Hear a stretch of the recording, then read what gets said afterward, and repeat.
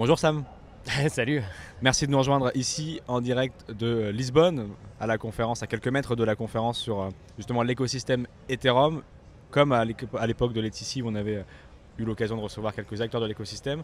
Tu travailles chez Blackpool. Là aussi, on a eu l'occasion de discuter il y a quelques semaines avec Lola sur votre rôle et l'objectif de Blackpool. Est-ce que tu peux nous rappeler justement ce qu'est Blackpool et te présenter en quelques mots, s'il te plaît? Ouais, bah on va revenir un petit peu sur ce que fait Blackpool. À la base, on se qualifie en tant que hedge funds dans les NFT.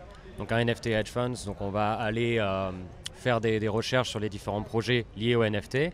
On va surtout axer sur les NFT qui vont être yield bearing, qui vont avoir des rewards, on va dire. Et on va essayer de faire les meilleurs placements pour les contributeurs Blackpool, donc qui sont les gens qui vont acheter et staker du BPT.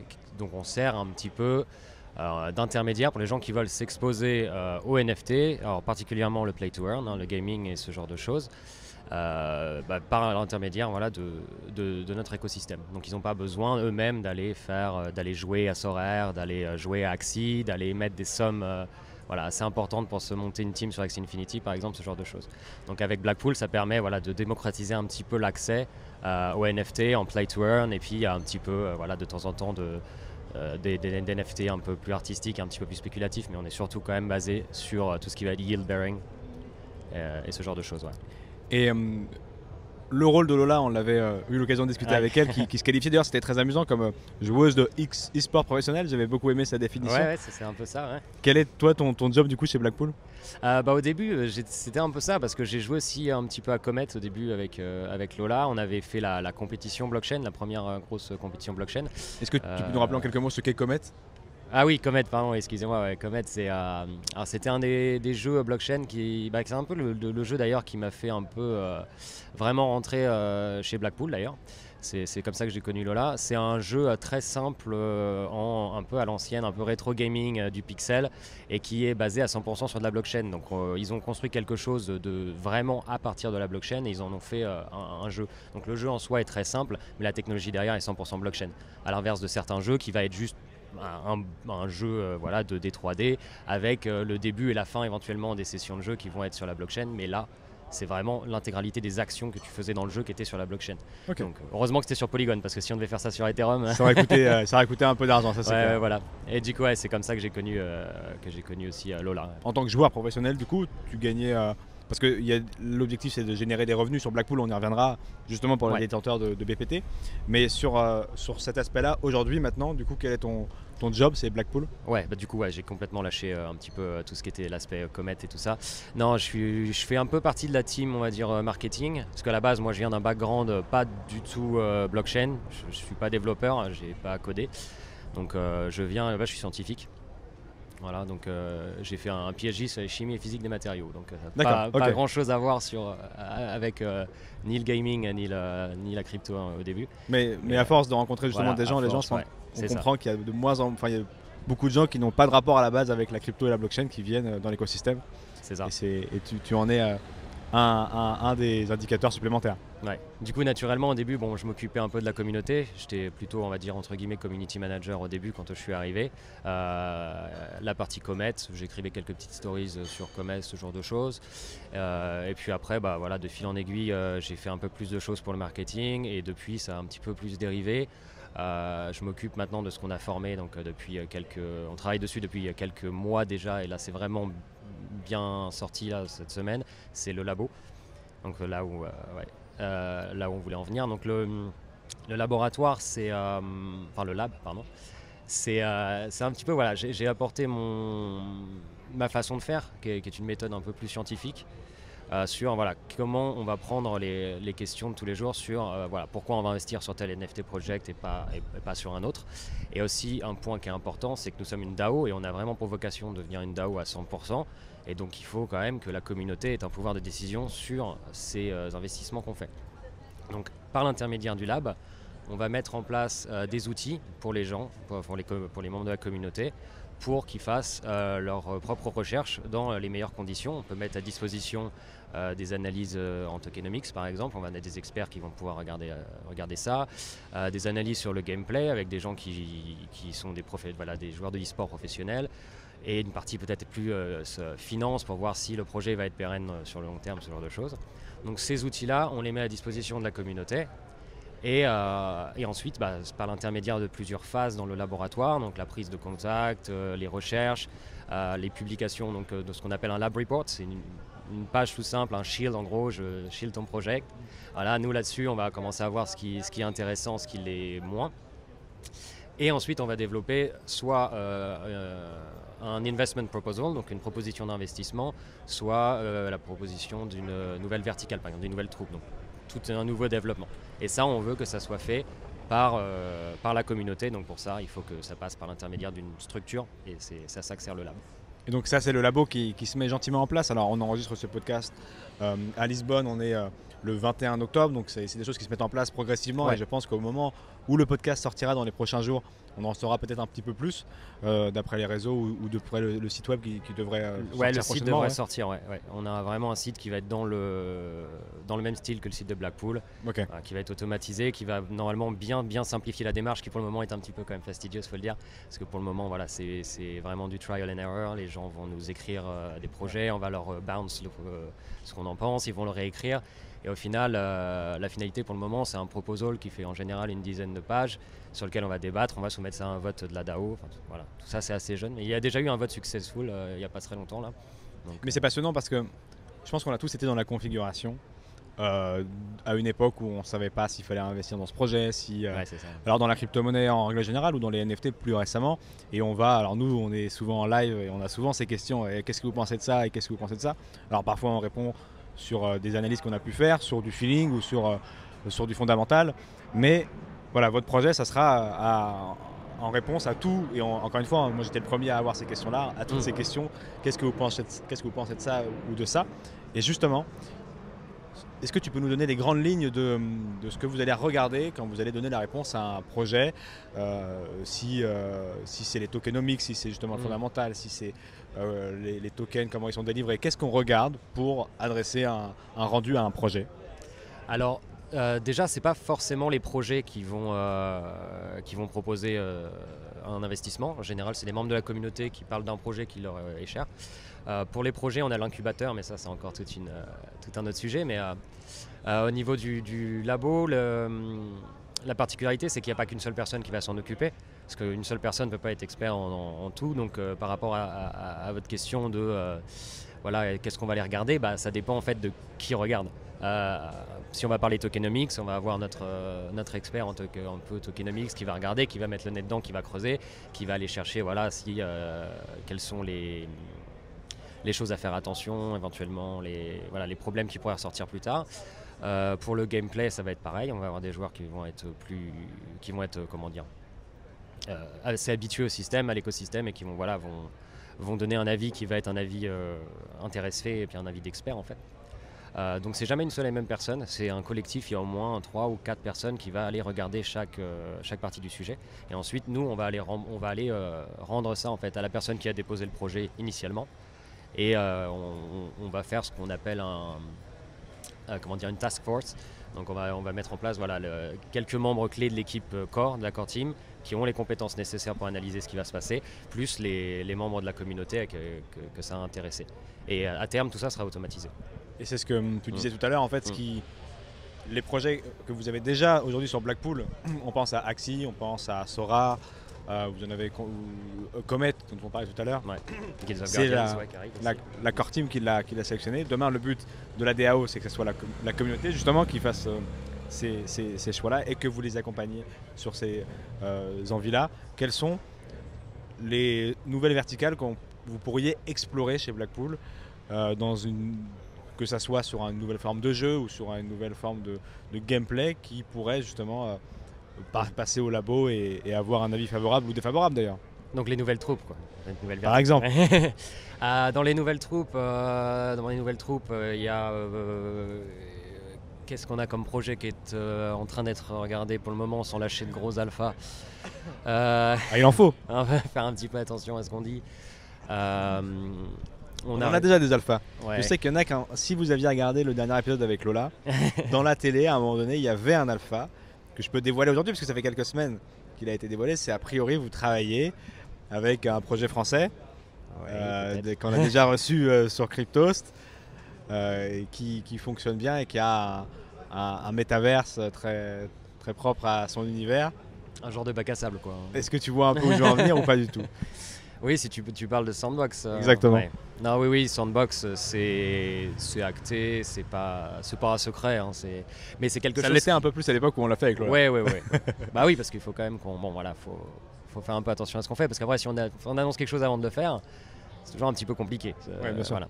Donc, pour ce genre de choses, Sandbox, on a acquis un petit peu, un joli land sur Sandbox, et puis je pense qu'on va travailler en étroite collaboration avec l'équipe là-bas. Est-ce qu'il y a d'autres verticales aussi sur lesquelles, alors sans forcément pour le coup citer de projets, mais des thématiques? Là tu parlais de la métaverse, justement. En métaverse on a OVR, on a un partenariat avec OVR qui est en train de prendre un petit peu de dynamique. Là c'est vraiment c'est assez sympa ce qu'ils font. Donc on a acheté la Tour Eiffel par exemple, donc ça va nous permettre de faire des expériences en réalité augmentée autour de la Tour Eiffel, ce qui va être assez sympa. À terme, je pense que c'est quelque chose qui pourrait devenir yield generating, parce que comme je te disais tout à l'heure au début, on essaie quand même de se focaliser sur tout ce qui va être yield generating et pas trop spéculer, c'est pas tellement l'objectif. Après, avec des choses comme la Tour Eiffel, pour le moment c'est un petit peu du spéculatif, dans le sens où il n'y a pas vraiment de yield, mais on peut imaginer que dans le futur, vu comment se développe OVR, avec la pub, la location en fait de parcelles comme celle de la Tour Eiffel, j'imagine par exemple Messi qui signe à Paris. Bon, si ça s'était passé l'année prochaine plutôt que cette année, on aurait pu imaginer un Messi de 30 mètres adosser la Tour Eiffel en réalité augmentée, quoi. Et ça c'est passionnant parce qu'on en avait justement discuté un petit peu avec Lola, et c'est là où vous vous complétez, c'est qu'elle est vraiment joueuse, même si elle comprend et qu'elle connaît un petit peu tout l'écosystème NFT, DeFi et les projets, parce qu'elle en est aussi fan que toi. Mais là où je trouve ça passionnant, et c'était le sujet de la conférence, parce que les écoles s'intéressent aussi de plus en plus au métaverse. Facebook s'intéresse au métaverse, on a vu qu'ils recherchaient 10 000 postes. On ne sait pas pourquoi, on ne sait pas quelle forme ça prendra, et si c'est une bonne nouvelle ou non, mais en tout cas, c'est un signal fort des GAFA qui s'intéressent au métaverse. À quel moment on a des protocoles qui ont de la valeur intrinsèque, qui génèrent des revenus, qui sont ensuite redistribués en fin de chaîne et que je peux retirer dans le DAB du coin de ma rue? C'est assez dingue. Est-ce que tu peux nous expliquer un petit peu ce que ça veut dire, comment ça marche? Alors par rapport au métaverse ou par rapport aux jeux vidéo Alors je pense que c'est les un deux peu sont lié liés, finalement, ouais. tout à fait. Donc, en bout de chaîne les métaverses, mais dès aujourd'hui Comet d'une certaine manière ou Sora, mais demain les métaverses avec vraiment la DeFi dans un monde totalement virtuel, mais sur lequel il y a une vraie valeur ajoutée, et que la valeur elle est dans le protocole et elle n'est pas juste dans la vitrine qu'offre le Web 2, quoi. Ouais, je vois. Après, pour tout ce qui va être gaming play to earn, la raison pour laquelle les jeux peuvent se permettre d'avoir du yield, c'est parce que on se passe de beaucoup d'intermédiaires, notamment au niveau de la distribution, les producteurs et ce genre de choses. Donc il y a quand même énormément de microtransactions qui sont faites dans le jeu vidéo tous les jours, et cet argent-là, il est à sens unique. C'est-à-dire qu'il va du joueur vers le producteur. Une petite partie va aller au développeur, mais la meilleure partie, elle est quand même relativement perdue dans les rouages du manège. Et bon, voilà, c'est présentement comment ça se passe au niveau du Web 2. Après, sur le Web 3, ce qu'on peut se permettre de faire maintenant, c'est de contourner tous ces intermédiaires, et ce qui fait que l'argent il peut être redistribué d'une façon ou d'une autre. Alors après, certains jeux comme Comet, ils vont redistribuer quand même une bonne partie des rewards. Bon, alors là ils sont en pause parce qu'ils préparent la V2, mais ce qu'ils faisaient à l'époque c'était ça, c'était en fait il y avait des joueurs qui achetaient de nouveaux vaisseaux, ça développait, et au final quand tu achetais un vaisseau, tu investissais dans le jeu. C'était toi qui faisais le rôle en fait de l'investisseur au début, qui faisait la levée de fonds du jeu et qui aidait le jeu à se développer. Et ensuite, tu récupères une partie des bénéfices de ça, du jeu. Après, à quel point certains jeux vont être pérennes dans l'histoire, ça on verra. Mais il y a un trade-off entre l'investissement, le retour sur investissement, et puis à quel point le jeu va être fun. Et la transition ultime pour moi, c'est quand on aura des jeux qui seront suffisamment bien, suffisamment fun, pour que les microtransactions soient encouragées par le gameplay comme ça l'est aujourd'hui avec les jeux classiques, type Hearthstone, Apex, tout ça. Donc les gens vont y jouer pour le fun, mais il y aura des gens qui vont pouvoir se permettre de tryhard et qui vont pouvoir arriver à en sortir des récompenses assez conséquentes, parce qu'ils vont vraiment poncer le jeu, ils vont vraiment pousser le truc et ils vont récupérer en gros une petite part de ce que le producteur aurait eu si on était sur un jeu classique. Et c'est tout à fait le rôle de Blackpool, justement là où vous avez sur Sora, où vous avez sur Comet, des équipes qui sont experts dans leur domaine, et puis qui, sur Sora, pour rappeler qu'il y a un Panini, un monde de Panini, je sais pas, à chaque fois on Fantasy explique comme Football. ça, voilà, Fantasy Football avec des Panini version blockchain unique et transparente, où on peut composer son équipe, et en fonction de ce que fait le joueur dans la vraie vie, eh bien ça impacte un petit peu les résultats. Où là vous avez, je crois que c'est la plus grosse verticale que vous avez d'ailleurs chez vous. Entre ça et Axie, ouais, ils se tirent la bourre une semaine sur l'autre, mais là en ce moment c'est Sorare qui gagne. Avec vous avez la carte rare de Mbappé notamment. Qu'est-ce qu'on a en carte bien rare? Mes collègues me tueraient là de ne pas sortir les noms du tac au tac, mais en Messi, je suis pas sûr. Messi, je crois pas qu'elles soient encore. On l'a pas en unique. Ouais, on l'a en rare. Messi. Bon, Mbappé, ça a été la star. Griezmann, pardon. Exact. Voilà, on a gagné contre Griezmann. Et là, du coup, vous avez des joueurs spécialisés qui font leurs équipes et qui génèrent du coup des gains qui sont ensuite redistribués à tous ceux qui détiennent du BPT, des tokens, pour citer celui de Blackpool. Mais voilà comment là, pour le coup, on génère un revenu à partir d'un jeu NFT et avec une équipe qui est dédiée 100% à faire les bons choix. Ouais, c'est ça, parce qu'en fait, sans équipe qui y passe, les 3 managers, ils y passent vraiment un temps fou sur Sorare. Ils analysent absolument tous les matchs de foot. Je crois qu'ils regardent 6 matchs en même temps, les gars. C'est pas le truc tranquille au coin du feu le vendredi soir. Non, ils suivent absolument tout, les blessures, les évolutions, absolument tout ce qui se passe. Et en fait, c'est ça qui permet de pouvoir avoir des joueurs ultra compétitifs. Maintenant, ce qui est bien avec Sorare, c'est que le jeu, il est quand même fun. C'est-à-dire qu'il y a quand même un intérêt au jeu, il n'est pas que financier en fait. Forcément, c'est toujours un petit peu la carotte d'aller essayer de gagner une carte rare ou d'aller sortir un Ether de temps en temps. Ça, c'est sûr, ça motive les gens, mais le jeu en soi est fun. Mais ce qui permet d'en faire, qui permet d'en faire quelque chose de yield bearing et qui est vraiment intéressant pour des investisseurs qui ne vont pas forcément acheter un Mbappé à je sais pas combien, des dizaines de milliers de dollars. Mais pour les gens qui ne vont pas pouvoir faire ça, là on va pouvoir se positionner en intermédiaire. Et c'est une licorne française depuis peu, Sorare, qui a levé encore des millions de dollars et qui est capitalisé à 4,3 milliards de dollars. Ça prouve bien qu'il y a un engouement, clairement, sur ces nouvelles technologies. Et là, effectivement, ça lie le foot, ça lie en fait tout ce qui fonctionne. Ouais, c'est un peu ça, c'est un peu. Mais ça porte les couleurs d'un écosystème de NFT et de blockchain finalement qui sont peut-être l'avenir du jeu vidéo, surtout quand on voit ce que vous êtes capable de faire et quand on voit à plus long terme les métaverses et puis la capacité à passer d'un jeu à l'autre où on sera plus effectivement, et c'est utile, je pense que c'est utile et pour les studios qui n'ont pas qu'une seule source de revenus à l'achat ou à l'achat in-app, et qu'il y a vraiment un écosystème où après on peut imaginer dans un métaverse qu'une fois que tu as mint quelque chose ou que tu as créé quelque chose, tu le revendes, ça te sert à toi en tant que joueur, mais aussi au studio qui va prendre une part dessus, comme aujourd'hui c'est le cas des NFT, où à la revente le créateur peut toucher une part.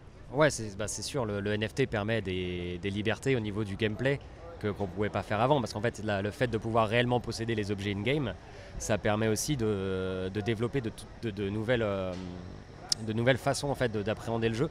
Je vois par exemple Guild of Guardians, on a déjà voté on a déjà même acheté d'ailleurs, on est investi, on a une des 10 guildes mythiques.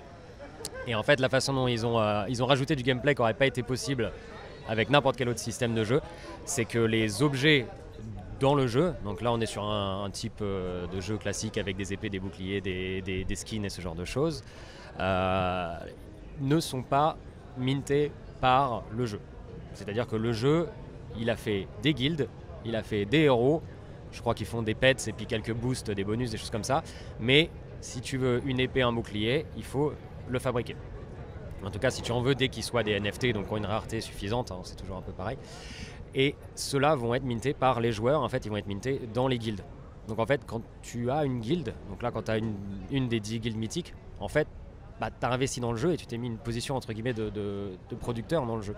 C'est-à-dire que le yield, là, il vient du fait que nos joueurs, ils vont avoir accès à des objets qui vont être des objets mythiques, qui ne pourraient pas aller minter dans une guilde qui n'est pas une guilde mythique. Donc ça veut dire que en gros le jeu se dédouane de toute la partie je vais produire les artefacts, je vais produire les jouets. C'est le joueur qui le fait au sein des guildes. Donc en fait l'intégralité de l'écosystème, bah, il est dans la communauté en fait.